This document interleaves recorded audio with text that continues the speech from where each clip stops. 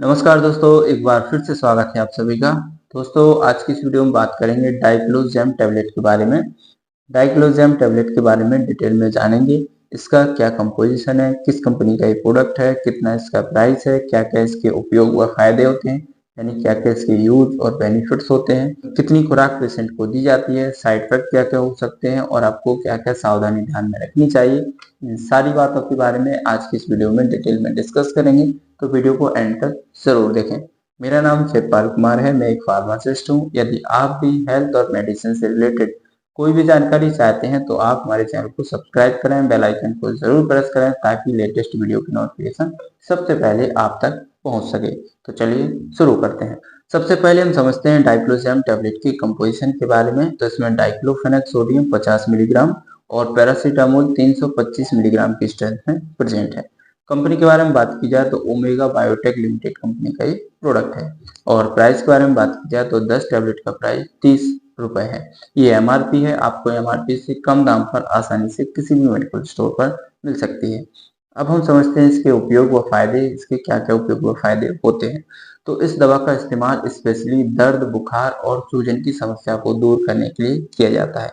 इसमें जो diclofenac sodium है ये एनएसएआईडी ड्रग है, और जो पैरासीटामोल दवा है ये एक दर्द निवारक और बुखार को कम करने वाली दवा है। जब भी किसी व्यक्ति को सिर दर्द की समस्या होती है, दांत दर्द की समस्या होती है, पेट दर्द, कमर दर्द, जोड़ों का दर्द, रूमेटाइड अर्थराइटिस, ऑस्टियोआर्थराइटिस, स्पॉन्डिलाइटिस की समस्या होती है, ऑपरेशन के बाद होने वाले दर्द, तो इन सारी समस्याओं को दूर करने के लिए इस दवा का प्रयोग लिया जा सकता है। अब हम समझते हैं इसकी डोज, इसकी खुराक के बारे में। कितनी खुराक मरीज को दी जाती है? तो एक एडल्ट पर्सन के लिए सुबह शाम एक एक टैबलेट दी जाती है, लेकिन आवश्यकता पड़ने पर इसकी डोज कम या ज्यादा भी दी जा सकती है। हमेशा कोशिश करें इसको खाना खाने के बाद ही लें, क्योंकि इसको खाली पेट लेने से आपको पेट में ऐंठन या पेट में जलन या पेट में अल्सर की समस्या हो सकती है। तो आपको ध्यान रखना है, हमेशा खाना खाने के बाद ही इस दवा का प्रयोग करें। अब हम समझते हैं इस दवा के साइड इफेक्ट के बारे में। इस दवा को लेने के बाद क्या क्या साइड इफेक्ट देखने को मिलेंगे? तो इस दवा की कुछ कॉमन साइड इफेक्ट देखने को मिल सकते हैं, जैसे किसी व्यक्ति को एलर्जी हो सकती है, त्वचा पर चकत्ते निकल सकते हैं, पेट में दर्द, अपच, जी मिचलाना, चक्कर आना, पेट में अल्सर होना, लीवर डैमेज होना, किडनी की कोई समस्या होना, मल में खून आना, पीलिया होना, सांस लेने में कठिनाई होना। इस प्रकार के साइड इफेक्ट इस दवा से देखे जा सकते हैं। लेकिन अगर किसी व्यक्ति को मल में खून आना, पीलिया और सांस लेने में कठिनाई होती है तो ऐसे व्यक्तियों को तुरंत अपने डॉक्टर को दिखाना चाहिए।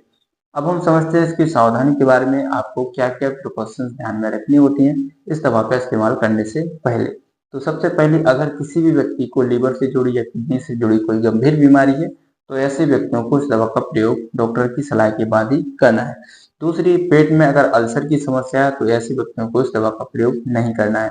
गर्भवती महिलाओं के लिए और स्तनपान कराने वाली महिलाओं के लिए ये दवा नहीं दी जाती है। इस दवा को शराब के साथ बिल्कुल भी नहीं लेना चाहिए। अन्य दवाइयों के साथ भी इस दवा का इस्तेमाल डॉक्टर की सलाह के बाद ही करना चाहिए, क्योंकि कोई भी दवा जब आप लेते हैं तो ये आपस में इंटरेक्शन कर सकते हैं। तो आपको ध्यान रखना है कौन सी दवा इस दवा के साथ चल सकती है, कौन सी दवा नहीं चल सकती है, वो आपके डॉक्टर इसके बारे में जरूर बताएंगे। तो इसलिए आप हमेशा डॉक्टर की सलाह के बाद इस दवा का प्रयोग करें। नेक्स्ट है, लक्षणों पर ध्यान दें। अगर किसी तरह का कोई गंभीर लक्षण आपको दिखाई दे रहा है इस दवा का इस्तेमाल करने के बाद, तो आपको तुरंत अपने डॉक्टर को दिखाना चाहिए। और आपको ध्यान रखना है यह दवा केवल दर्द और बुखार की समस्या और सूजन की समस्या को दूर करने के लिए है, न कि किसी बीमारी को ठीक करने के लिए।